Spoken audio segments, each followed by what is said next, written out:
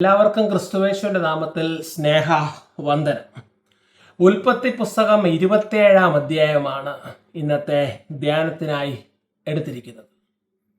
4000 വർഷങ്ങൾക്ക് മുമ്പ് നടന്ന ഒരു കഥയാണ്. എന്നാൽ ഇന്നും ഒരു 5 വയസ്സുള്ള ഒരു കുട്ടിയോടെ വളരെ നാടകീയമായിട്ട് ഒരു മാതാവോ പിതാവോ ഒരു സൺഡേ സ്കൂൾ അധ്യാപികയോ അധ്യാപകനോ ഈ കഥ പറഞ്ഞു കൊടുത്താൽ ആ കുട്ടി ഓരോ നിമിഷവും ഉദ്വേഗം ജനിപ്പിച്ചുകൊണ്ട് ഈ കഥയുടെ ഓരോ നിമിഷവും ആസ്വദിക്കൂ എന്നുള്ളതിന് യാതൊരു സംശയവുമില്ല. അതുകൊണ്ട് തന്നെ അനേകം നാടകീയ സംഭവങ്ങൾ നടന്നിരിക്കുന്ന ഒരുപക്ഷെ ഈ വേദപുസ്തകത്തിലെ 1189 അധ്യായത്തിൽ ഏറ്റവും അധികം നാടകീയമായ രംഗങ്ങളുള്ള ഒരു അധ്യായമാണിത്. അതുകൊണ്ട് തന്നെ ഗൂഗിൾ ജെമിനായിയോടെ ചോദിച്ചു, ഞാനൊരു ടൈറ്റിൽ സജസ്റ്റ് ചെയ്തു, ടൈറ്റിൽ ഇടട്ടെ എന്ന് ചോദിച്ചു. ജെമിനായി പറഞ്ഞു, അമേസിങ്, വണ്ടർഫുൾ ടൈറ്റിൽ, എക്സലന്റ്. എന്നെ ഒത്തിരി അപ്രീഷിയേറ്റ് ചെയ്തതാണ്. അപ്രീഷിയേറ്റ് ചെയ്തുകൊണ്ട് മാത്രമല്ല ഇടുന്നത്, അത് നല്ലൊരു ടൈറ്റിലാണ്. ഉൽപ്പത്തി പുസ്തകം 27-ാം അധ്യായത്തിന് കൊടുത്തിരിക്കുന്ന ടൈറ്റിൽ നാടകാന്തം അനുഗ്രഹം. ഏകദേശം 4000 വർഷങ്ങൾക്ക് മുമ്പാണ് അബ്രഹാമിന് ശേഷം ഇസഹാക്കിന് 137 വയസ്സായി. ഇസഹാക്ക് 180 വയസ്സ് വരെ ജീവിച്ചിരിക്കും.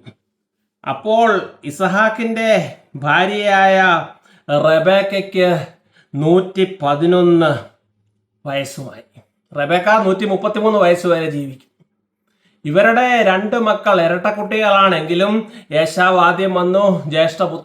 ജ്യേഷ്ഠൻ അതായത് മൂത്ത പുത്രൻ ഏശാവാണ്. ഏശാവിനും യാക്കോബിനും 77 വയസ്സ് വീതമായി ഈ സംഭവം നടക്കുമ്പോൾ, ഇതിന് തൊട്ടടുത്ത മുമ്പുള്ള അധ്യായങ്ങളിലാണ് ഏശാവ് പയറു പായസത്തിനും അപ്പത്തിനും വേണ്ടി ജ്യേഷ്ഠാവകാശം അലക്ഷ്യമാക്കി കളഞ്ഞു. 2 അനുഗ്രഹങ്ങളാണ് പുരാതന യഹൂദന്മാരുടെ ഇടയിൽ ഒരു ട്രാൻസ്ഫർ ഓഫ് ഇൻഹെറിറ്റൻസ്. പൂർവ്വപിതാക്കളിൽ നിന്നും ഒരു പാട്രിലീനിയൽ സൊസൈറ്റി ആയിരുന്നു. അതുകൊണ്ട് തന്നെ മെയിൽ ലൈൻ ഓഫ് ഡിസെന്റ് ആയിരുന്നു. അതുകൊണ്ട് പിതാവിൽ നിന്നും മകന് ലഭിക്കുന്ന 2 അനുഗ്രഹങ്ങളാണത്. പ്രൈമോജെനിറ്റൽ സംവിധാനമാണ്. അതുകൊണ്ട് മൂത്ത മകനാണ് ജ്യേഷ്ഠാവകാശം. അത് കഴിഞ്ഞ അധ്യായത്തിൽ ഡിസ്കസ് ചെയ്തതാണ്. ജ്യേഷ്ഠാവകാശം സ്വത്തിലും സ്പിരിച്വൽ ലീഡർഷിപ്പിലും എല്ലാം ഉണ്ട്. അതോടൊപ്പം തന്നെ ഏറ്റവും അനുഗ്രഹമായി പിതാവിൻ്റെ കൈവച്ച് ഒരു അനുഗ്രഹമുണ്ട്, ഒരു പ്രാർത്ഥനയുണ്ട്. ഇതൊന്നും വാക്കാലുള്ള ഡോക്യുമെന്റ്സ് ഒന്നുമല്ല. ഇന്ന് 2026 ജ്യേഷ്ഠാവകാശം ഒരു പാത്രം പായസത്തിന് വേണ്ടി തട്ടിയെടുത്തെന്ന് പറഞ്ഞു കഴിഞ്ഞാൽ, ഏശാവ് ഒരു കേസ് കൊടുത്തു കഴിഞ്ഞാൽ യാക്കോബിനെ കോടതിയിൽ വന്ന് അങ്ങനെ പറഞ്ഞായിരുന്നു, അപ്പൻ മരിക്കുന്നതിന് മുമ്പ് എന്നെ വിളിച്ച് അനുഗ്രഹിച്ചായിരുന്നു, അങ്ങനെ പറഞ്ഞിട്ടൊന്നും കാര്യമൊന്നുമില്ല. ഇന്ന് 2026 ആയപ്പോഴത്തേന് നിയമങ്ങളെല്ലാം മാറി. ഇന്ന് രജിസ്ട്രാർ ഓഫീസിൽ പോയി നമ്മൾ രേഖാമൂലം പ്രമാണത്തിൽ ഇത്ര രൂപ അടച്ച് എഴുതി അത് പ്രമാണമാക്കണം. പ്രമാണമാക്കിയാൽ മാത്രം പോരാ, സമ്പത്തൊക്കെ വരണമെങ്കിൽ പിന്നെ അത് പേരിൽ കൂട്ടുക എന്ന് പറഞ്ഞ വേറൊരു നടപടിക്രമങ്ങളുണ്ട്.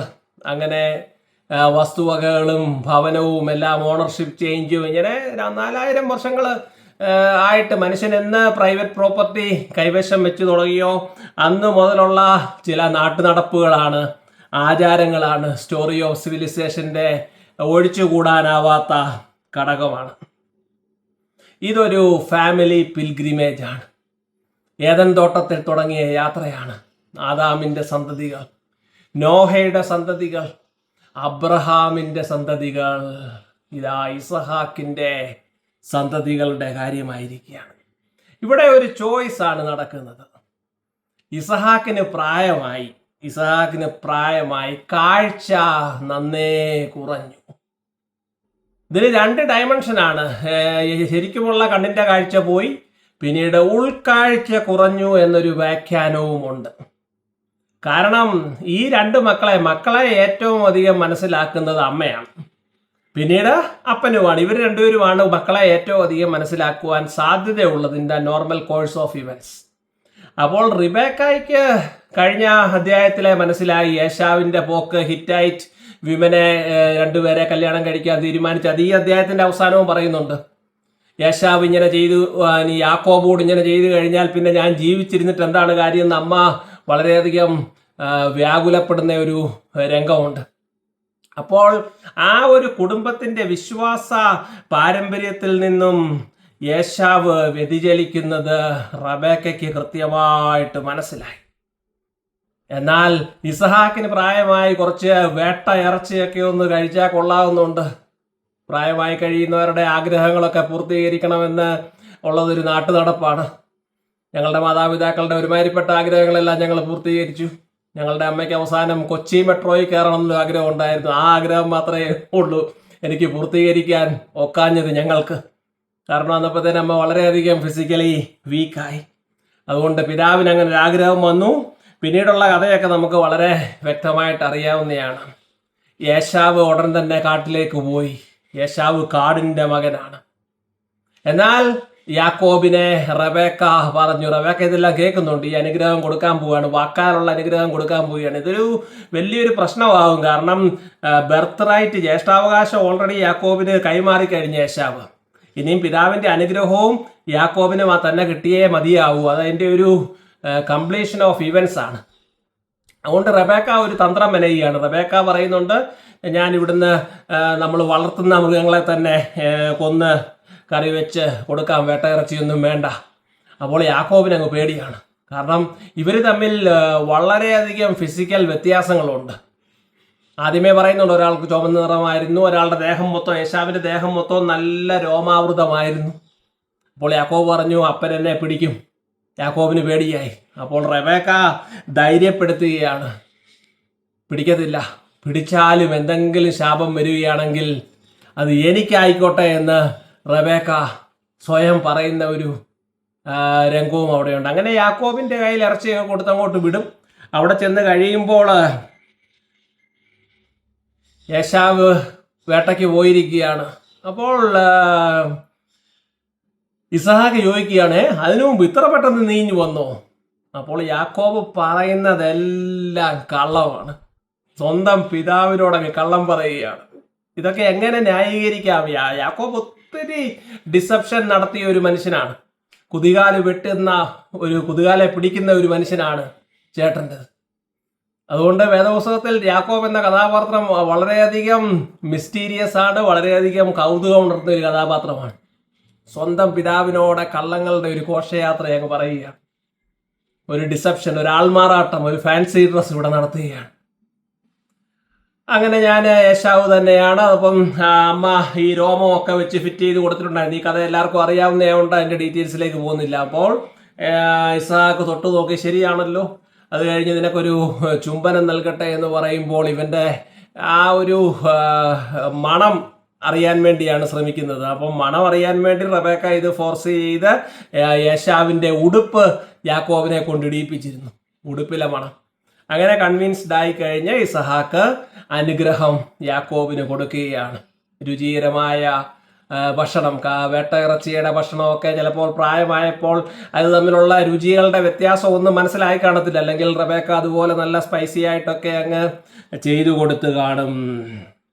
അങ്ങനെ ജ്യേഷ്ഠാവകാശം യേശാവിൽ നിന്ന് കിട്ടിയ യാക്കോബിന് പിതാവിൻ്റെ അനുഗ്രഹവും കിട്ടി. ആ ഒരു ഇൻഹെറിറ്റൻസ് അങ്ങ് പൂർത്തിയായി. ഇതൊന്നും ഒരു കോടതിയിലും ചാലഞ്ച് ചെയ്യാനൊക്കത്തില്ല. ആ ഒരു സമൂഹത്തിൽ വാക്കു പറഞ്ഞാൽ വാക്കാണ്, പിന്നെ മാറ്റാനൊന്നും ഒക്കത്തില്ല. അതുകൊണ്ടാണ് പിന്നീട് യേശാവ് വരുന്നു. യേശാവ് വന്ന് ഇസഹാക്കിനോട് ഇത് പറയുമ്പോൾ ഇസഹാക്ക് ഞെട്ടിപ്പോവുകയാണ്. അയ്യോ, ഇങ്ങനെ സംഭവിച്ചോ? ഇസഹാക്കിന് വലിയ ദുഃഖമാവുകയാണ്. കാരണം ഈ മകന് കൊടുക്കാൻ ഇനി അനുഗ്രഹമൊന്നുമില്ല. നമ്മൾ പലപ്പോഴും പറയാം, അത് കള്ളത്തരത്തിൽ കാണിച്ചതല്ലേ, അതങ്ങ് മാറ്റിയാൽ പോരെ. അങ്ങനൊന്നും മാറ്റാവുന്ന വാക്കല്ലായിരുന്നു അന്നത്തെ പാട്രിയാർസിന്റെ കുലപതികളുടെ വാക്കുകൾ എന്ന് പറയുന്നത് പോലെ. നമ്മൾ പറയുന്ന പോലെ വാക്കല്ലേ മാറ്റാനൊക്കത്തോളൂ എന്നൊക്കെ പറഞ്ഞ് നമ്മൾ അതിനെ നിസ്സാരവൽക്കരിക്കുമെങ്കിലും അങ്ങനെ യേശാവിന് ദേഷ്യം വരും. യേശാവ് പറയും, എനിക്ക് എന്തെങ്കിലും ഒരു അനുഗ്രഹം താ. അപ്പോൾ ഇസഹാക്ക് പറയും, നിന്റെ ജീവിതം അത്ര വലിയ ജീവിതം ഒന്നും ആയിരിക്കത്തില്ല, ഒരു മെഡിയോക്കർ ലൈഫേ കിട്ടത്തുള്ളൂ. നീ നിന്റെ വാളുകൊണ്ട് നീ ജീവിക്കും. എന്നാലും നീ ആ ഒരു നുകം ഉടച്ചു മാറ്റുമോ? നമ്മൾ കഴിഞ്ഞ ആഴ്ചയിൽ ഡിസ്കസ് ചെയ്തതാണ്. പിന്നെ ഏദോമ്യർ ഇസ്രായേലിൻ്റെ കീഴിൽ നിന്നും മാറി ഒരു ഇൻഡിപെൻഡൻറ്റ് നേഷനായിട്ട് പോവുകയാണ്. അവിടുന്നാണ് ഭാവിയിൽ ഹെരോദ ദ ഗ്രേറ്റ് ഒക്കെ വരുന്നത്. എന്നാൽ ദേഷ്യം വന്ന യേശാവ് ഒരു പ്രതിജ്ഞ ഹൃദയത്തിൽ പറഞ്ഞു എന്നാണ് പറയുന്നത്, ഞാൻ യാക്കോബിനെ കൊല്ലും. അപ്പൻ്റെ മരണം കഴിഞ്ഞിട്ടേ ഉള്ളൂ. ആ ദുഃഖകാലമൊക്കെ സമീപിച്ചിരിക്കുന്നു. അത് കഴിഞ്ഞിട്ട് യാക്കോബിനെ കൊല്ലും. ഏശാവ് ഹൃദയത്തിൽ പറഞ്ഞത്, അടുത്ത ലൈനിൽ പറഞ്ഞിരിക്കുന്നത് റബേക്ക അതറിഞ്ഞെന്നാണ് പറയുന്നത്. ഏശാവ് ഹൃദയത്തിൽ പറഞ്ഞത് എങ്ങനെയാണ് റബേക്ക അറിയുന്നത്? അതിനെ പറ്റിയുള്ള വ്യാഖ്യാനം അത് ഉടനെ തന്നെ അറിഞ്ഞൊന്നുമല്ല. കുറച്ചു നാൾ കഴിഞ്ഞപ്പോൾ ഏശാവ് ഒരു ആവേശം കൊള്ളുന്ന ഒരു മനുഷ്യനാണ്. അതുകൊണ്ട് ഏശാവ് തന്നെ തൻ്റെ അടുത്തുള്ളവരോടൊക്കെ പറഞ്ഞു കാണും, ഞാൻ അവനെ കൊല്ലും. അങ്ങനെ അവർ വന്ന്, ഏശാവിൻ്റെ വിശ്വസ്തർ വന്ന് റബേക്കയുടെ പറഞ്ഞതായിരിക്കാനാണ് ചാൻസ്. അങ്ങനെ റബേക്ക പറയും, മോനെ വിളിച്ചു പറയും, നീ ഹാരാനിലോട്ട് പോയിക്കോ, എൻ്റെ സഹോദരൻ റബേക്കയുടെ സഹോദരൻ ലാബാൻ്റെ അടുത്തേക്ക് പോയിക്കോണം. എനിക്ക് 2 പേരുടെ നഷ്ടപ്പെടുന്നത് എനിക്ക് ആലോചിക്കാൻ കൂടെ വയ്യ. കാരണം ഇവർ തമ്മിൽ ഒരു അടി ഉണ്ടായി കഴിഞ്ഞാൽ 2-1 അറിയാം. ചിലപ്പോൾ 2 പേരും ജീവഹാനിയോ അല്ലെങ്കിൽ അതുപോലെ അപായമോ ഒക്കെ വരും. ഒരമ്മയ്ക്ക് അതൊരിക്കലും സഹിക്കാനൊക്കാത്തതുകൊണ്ട് അങ്ങ് പോയിക്കോളുവാൻ പറയുകയാണ് ചെയ്യുന്നത്. പിന്നീട് ഇസ്ഹാക്കിനോട് റബേക്ക പറയുന്നുണ്ട്, ഈ ഏശാവ് ഇതുപോലെ ഹിറ്റൈറ്റ് വിമൻ 2 പേരെ വിവാഹം കഴിക്കുവാനായി ആലോചിക്കുന്നു. വളരെ വ്യസനകരമായ കാര്യമാണ്. ഇനിയും യാക്കോബ് കൂടെ അങ്ങനെ ആയിക്കഴിഞ്ഞാൽ എന്തോ എടുക്കും. അതുകൊണ്ട് എൻ്റെ സഹോദരൻ്റെ അടുത്തേക്ക് പോട്ടെ, അവിടെ നിന്നും നമുക്ക് അവന് തിരിച്ചു വരട്ടെ എന്നൊക്കെ പറയുന്നുണ്ട്. ഈ അധ്യായം ഇവിടെ കഴിയുകയാണ്. ഈ അധ്യായം ഉയർത്തുന്ന ചില ചോദ്യങ്ങളൊക്കെ ഉണ്ട്. ഏശാവാണോ യാക്കോബാണോ വിശ്വാസ തീർത്ഥയാത്രയിൽ ദൈവത്തിൻ്റെ പദ്ധതി പ്രകാരം മുന്നോട്ട് പോകേണ്ടത്? പുണ്യവാനിസാക്കിനുണ്ടായി 2 മക്കൾ, ഒന്നാമനേശാവും 2-ാമൻ യാക്കോബും. ഏശാവ് വന്യനായി കാട്ടിൽ നടന്നവൻ, യാക്കോബ് സൗമ്യനായി വീട്ടിൽ കഴിഞ്ഞവൻ. ഇവിടെ ഒരു തെരഞ്ഞെടുപ്പാണ്, ചരിത്രം എടുക്കുന്ന ഒരു തെരഞ്ഞെടുപ്പാണ്, കാലമെടുക്കുന്ന ഒരു തെരഞ്ഞെടുപ്പാണ്. ഏശാവ് വന്യനായി കാട്ടിൽ നടന്നവൻ, യാക്കോബ് സൗമ്യനായി വീട്ടിൽ കഴിഞ്ഞവൻ. പലപ്പോഴും വലിയ ചരിത്രത്തിൻ്റെ നാടകീയമായ ചില നിമിഷങ്ങളൊക്കെ നമ്മൾ കാണാം. ചരിത്രത്തിൽ നിന്ന് അനേക ഉദാഹരണങ്ങളുണ്ട്. ഇന്ത്യൻ സ്വാതന്ത്ര്യ സമര കാലത്ത് 1939 ഇന്ത്യൻ നാഷണൽ കോൺഗ്രസിൻ്റെ പ്രസിഡന്റായിട്ട് നേതാജി സുഭാഷ് ചന്ദ്രബോസിനെ തിരഞ്ഞെടുത്ത ഒരു നാടകീയ നിമിഷമുണ്ട്. ഗാന്ധിജിയുടെ സ്ഥാനാർത്ഥിയാണ് തോറ്റുപോയത്. 1939 ഓർക്കണം. ഇനി വെറും 8 വർഷമോടെ ഉള്ളൂ സ്വാതന്ത്ര്യം കിട്ടാൻ. അതന്ന് അവർക്ക് അറിയത്തില്ലായിരുന്നു, അത് വേറെ കാര്യം. എന്നാൽ ഗാന്ധിജി വളരെ തന്ത്രപരമായി ചില ഷ്രൂഡ് പൊളിറ്റിക്സ് കളിച്ച് സുഭാഷ് ചന്ദ്രബോസിന് രാജിവെക്കേണ്ടി വന്നു. ചരിത്രത്തിലെ ഒരു നിർണായക നിമിഷമാണ്. ഇപ്പോൾ സുഭാഷ് ചന്ദ്രബോസിന്റെ ഐഡിയ പ്രകാരം ഹിംസയുടെ മാർഗത്തിൽ കൂടെ സായുധ ശക്തിയിലൂടെ ഭാരതത്തിന് സ്വാതന്ത്ര്യം കിട്ടിയായിരുന്നെങ്കിൽ ചിലപ്പോൾ വേറൊരു ഭാരതമായിരിക്കും വരുന്നത്. സ്റ്റോറി ഓഫ് സിവിലൈസേഷനിൽ ചരിത്രത്തിൽ ചില നിർണായക നിമിഷങ്ങളുണ്ട്. ആ നിർണായക നിമിഷത്തിൽ കാട്ടിൽ വന്യനായി നടന്ന ഏശാവിനെ ചരിത്രം ഉൾക്കൊണ്ടില്ല, അല്ലെങ്കിൽ വിശ്വാസികളുടെ ചരിത്രം ഉൾക്കൊണ്ടില്ല. അബ്രഹാമിൻ്റെ സന്തതികളുടെ ചരിത്രത്തിൽ നിന്നും ഏശാവിനെ ചരിത്രം വെട്ടിമാറ്റി. എന്നാൽ യാക്കോബിനെയാണ് അവിടെ തിരഞ്ഞെടുക്കുന്നത്. ചില നിർണായകമായ നിമിഷങ്ങളാണ്. മാർത്തോമ സഭയിൽ 1940s-ലും 50s-ലും ഉണ്ടായിരുന്ന ഫെയ്ത്ത് ഓൺ ട്രയൽ കേസ് ഇതിൻ്റെ ഒരു ക്ലാസിക് എക്സാമ്പിളാണ്. യുഹന്നാൻ മാർത്തോമയും നൈനാൻ ഡാനിയൽ സാറും തമ്മിലുള്ള കേസ്. അവിടെ സുപ്രീം കോടതി വരെ പോയി യുഹന്നാൻ മാർത്തോമ മെത്രാപ്പോലിത്തയ്ക്ക് അനുകൂലമായി വിധി വരികയാണ്. അങ്ങനെ യുഹന്നാൻ മാർത്തോമ മെത്രാപ്പോലിത്തയുടെ ആ ഒരു ലൈൻ ഓഫ് ബിലീവേഴ്സാണ് മാർത്തോമ സഭ പിന്നെ മുന്നോട്ട് പോകുന്നത്. കാലത്തിൻ്റെ കുത്തൊഴുക്കിൽ തിരിഞ്ഞു നോക്കുമ്പോൾ ഇങ്ങനത്തെ കാര്യങ്ങളൊന്നും അധികം വലിയ പ്രശ്നമൊന്നും 2 പേർക്കും ഉണ്ടായിട്ടില്ല. ഇപ്പോൾ ഏതോമീരും അവിടെ പോയി വേറൊരു ജാതിയായി, പിന്നീട് യുദ്ധം നടന്നെങ്കിലും അതുപോലെ ചരിത്രത്തിൽ എല്ലാത്തിനും ഒരു കോഴ്സ് ഉണ്ട്. ഒത്തിരി കാപ്പട്യങ്ങളൊക്കെ ചെയ്ത ഒരാളാണ് യാക്കോബ്. ഒത്തിരി സൂത്രങ്ങൾ പറഞ്ഞ് കപടമാർഗത്തിലൂടെ ഇളയ മകന് അനുഗ്രഹങ്ങൾ വാങ്ങിച്ചു കൊടുത്ത ഒരു അമ്മയാണ് റബേക്ക. ഈ റബേക്കയ്ക്ക് പിന്നീട് ഒരിക്കലും യാക്കോബിനെ കാണാൻ പറ്റില്ല. അതൊരു വളരെ ദുഃഖകരമായ കാര്യമാണ്. കാരണം പിന്നീട് യാക്കോബ് അവിടെ ചെല്ലുകയാണ്. ലാബാന്റെ അടുത്ത് ചെല്ലുമ്പോൾ ലാബാൻ ഇതേ തന്ത്രം വെച്ച് യാക്കോബിനെ കളിപ്പിക്കുകയാണ്. സ്വന്തം അപ്പനെ അപ്പൻ്റെ കാഴ്ചശക്തി ഇല്ലായ്മ അന്ധകാരത്തിൽ വെച്ച് അപ്പനെ കബളിപ്പിച്ച് പ്രച്ഛന്നവേഷം നടത്തി അനുഗ്രഹം കൈവശമാക്കിയ യാക്കോബിനെ പിന്നീട് അവിടെ ചെല്ലുമ്പോൾ അമ്മയുടെ സഹോദരൻ ലാബാൻ വളരെ തന്ത്രപരമായിട്ട് അതേ ഇരുട്ടിൻ്റെ തന്ത്രം വെച്ച് കബളിപ്പിച്ചാണ് മക്കളെ ആദ്യം ഒരു വിവാഹമൊക്കെ ചെയ്യുന്നത്. പിന്നീട് രണ്ടാമതും അനേക വർഷക്കാലം അവിടെ വേല ചെയ്യേണ്ടിയൊക്കെ വന്ന ആ ചരിത്രത്തിലേക്ക് പിന്നീട് കിടക്കാം. പിന്നീട് അനേക വർഷങ്ങൾക്ക് ശേഷം ഇവർ തിരിച്ചു വരികയാണ്. യാക്കോബ് തിരിച്ചു വരുമ്പോൾ യേശാവുമായിട്ട് വലിയ ഉടക്കുണ്ടാവുമോ എന്നൊരു സംശയം ഉണ്ടായിരുന്നു. ആ സമയത്തേക്ക് റെബേക്ക ഈ ലോക ജീവിതം അവസാനിച്ച് ദൈവസന്നിധിയിലേക്ക് ചേർക്കപ്പെട്ടിരുന്നു. അതുകൊണ്ട് യാക്കോബും റെബേക്കയും ഇനി ഒരിക്കലും കാണുകയില്ല. എന്നാൽ ഏശാവ് വളരെ ചരിത്രത്തിലെ വലിയ ഒരു മിസ്റ്ററിയാണ്, ഒരു അത്ഭുതമാണ്. ഏറ്റവും വലിയ എനിമീസ് അവർ കെട്ടിപ്പിടിച്ച് അവർ സമാധാനത്തിൻ്റെ ഉടമ്പടി. യാക്കോബ് പറയുന്നുണ്ട്, ഞാൻ ചേട്ടന് ഇത്ര സമ്മാനങ്ങൾ തരാം, ഒന്നും വേണ്ട, എനിക്കൊരു സമ്മാനവും വേണ്ട. 33-ാം അധ്യായത്തിലാണ് വരുന്നത്. അങ്ങനെ വളരെ നാടകീയമായ ഒരു റീയൂണിയൻ. അത് കഴിഞ്ഞ് 35-ാം അധ്യായത്തിൽ ഉൽപ്പത്തി പുസ്തകം ഇസഹാക്ക് മരിക്കുമ്പോൾ ഈ രണ്ട് മക്കളും ചേർന്നാണ് ഇസഹാക്കിൻ്റെ യാത്രാമൊഴിയൊക്കെ നൽകുന്നത്.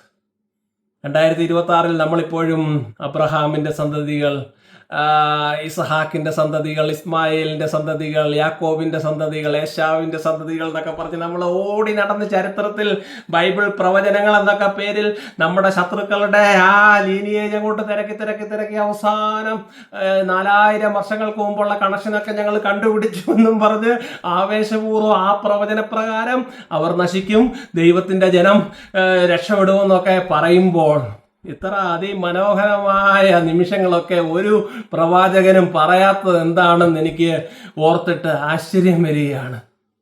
പ്രിയ സഹോദരങ്ങളെ, സുവിശേഷം, ദൈവവചനം ജനങ്ങളെ ഒരുമിപ്പിക്കാനുള്ള ഒരു ഉപാധിയാണ്. അല്ലാതെ 4000 വർഷങ്ങൾക്ക് മുമ്പ് നടന്ന വൈരാഗ്യത്തിൻ്റെ കഥ വീണ്ടും വീണ്ടും ഓർമ്മിപ്പിച്ച് അവരുടെ മനസ്സിൽ വിദ്വേഷം വർദ്ധിപ്പിച്ച് അതിനകത്ത് എരുതിയിൽ എണ്ണ ഒഴിച്ച് ലാഭം കൊയ്യുന്ന ഒരു സുവിശേഷം ഇന്ന് വന്നിരിക്കുന്നു എന്നുള്ളത് വളരെയധികം ഖേദത്തോടും ദുഃഖത്തോടും പറയുകയാണ്. കണ്ണുകളടയ്ക്കാം. Story of civilization, faith journey. വിശ്വാസത്തിൻ്റെ യാത്രയിൽ ഏദൻ തോട്ടത്തിൽ നിന്ന് മനുഷ്യൻ യാത്ര തുടങ്ങിയിരിക്കുകയാണ്. ഏദൻ തോട്ടത്തിൽ ജീവ വൃക്ഷമുണ്ടായിരുന്നു, നന്മതിന്മകൾ അറിയുന്ന വൃക്ഷമുണ്ടായിരുന്നു. കാട്ടിൽ വസിച്ച മനുഷ്യൻ, അവനിതൊന്നും കഴിക്കാനുള്ള പക്വതയായിട്ടില്ല. എവല്യൂഷണറി പെർസ്പെക്റ്റീവിൽ പോലും അതിനുള്ള മെച്യൂരിറ്റി ആകാത്ത മനുഷ്യൻ അത് കഴിക്കാൻ പാടില്ല എന്നുള്ളത് ഏദൻ തോട്ടത്തിൻ്റെ നിയമമായിരുന്നു. പാപം ചെയ്ത് മുന്നോട്ട് പോയി. പിന്നീട് അതിനിർണായകമായ ഒരു നിമിഷത്തിൽ റെബേക്ക ഇനിഷ്യേറ്റീവ് എടുത്ത് കാട്ടിൽ നിന്നും മനുഷ്യനെ സംസ്കാരത്തിലേക്ക് കൈപിടിച്ചുയർത്തുന്ന അതിനിർണായകമായ ഒരു അധ്യായമാണ്. ഇവിടെ നിന്നൊരു this is A turning point. And mankind who has lost the paradise of Eden will never inherit a garden again. History moves towards towns and cities and urban centers, and ultimately the heavenly Zion is a city of garden. It's a garden city. And this is a defining moment. Rebecca initiates. ഇത് ചരിത്രത്തിൻ്റെ ഒരു വഴിമാറലാണ്, ഒരു താത്വികതയാണ്. കാട്ടിൻ്റെ വന്യതയിൽ നിന്നും. ഇപ്പോൾ ചോദിച്ചേക്കാം, കാട്ടിന് എന്നായിരുന്നു കുഴപ്പം? കാട്ടിന് നന്മയല്ലേ? കാട്ടിന് നല്ല ഫ്രഷ് എയർ അല്ലേ? എല്ലാം നല്ലതല്ലേ? നല്ല നന്മകളല്ലേ എന്ന് ചോദിക്കാം. ആണോ? എന്നാൽ ഇനിയൊരു തിരിച്ചുപോക്ക് നമുക്കില്ല. 4000 വർഷങ്ങൾ കൊണ്ട് നമ്മൾ ബുർജ് ഖലീഫയും കഴിഞ്ഞ് മൂണിലേക്ക് വരെ പോവുകയാണ്. ഇൻ്റർനെറ്റും യൂട്യൂബും ഫേസ്ബുക്കും ഇൻസ്റ്റാഗ്രാമും എല്ലാം നമ്മളിവിടെ ഉപയോഗിക്കുന്ന ഒരു സിറ്റുവേഷനിൽ നാം എത്തിയെങ്കിൽ അത് കാട്ടിൽ നിന്നും മനുഷ്യൻ അർബനിസത്തിലോട്ട് മാറിയോണ്ട് മാത്രമാണ്. അതിൻ്റെ ഒരു തുടക്കമാണ്. പിന്നീട് തക്കകാലത്ത് ഫലം കായ്ക്കുന്നതും ഇലവാടാത്ത തരുവാണ്. സ്വർഗീയ യെരുശലേമിൽ ഇതാ ജീവവൃക്ഷത്തിൻ്റെ ഫലം, 12 തരം ഫലം നൽകുന്ന ജീവവൃക്ഷം. ഇതിൻ്റെ ഇടയ്ക്കാണ് കുരിശ് നിൽക്കുന്നത്. കാട്ടൊലിവായ എന്നെ നല്ല ഫലം ലഭിപ്പാൻ നാട്ടൊലിവാക്കി യേശുക്രിസ്തു ചെയ്തതാണ്. പച്ചമരത്തോട് ഇവരിത് ചെയ്യുമെങ്കിൽ ഉണങ്ങിയ മരത്തോട് എത്ര യേശുവിലായിട്ടുള്ള ഒരു ഡയറക്റ്റ് കണക്ഷനാണ് ഈ അധ്യായത്തിൽ. കാട്ടിൽ നിന്നും നാട്ടിലേക്ക് പോയി. കാട്ടോലീവിൻ ശാഖയായിരുന്ന എന്നിൽ നല്ല ഫലം നിറപ്പ അവൻ വെട്ടിയിണച്ചെന്നെ നല്ലൊലിവിൻ തരു ഓടതു ചിന്തിച്ചെന്നും പാടും ഞാനേശുവിന് ജീവൻ പോളം നന്ദിയോടെ. നാടകാന്തം അനുഗ്രഹം, മാനവരാശിക്ക് തന്നെ അത് അനുഗ്രഹമായി. ആമേൻ.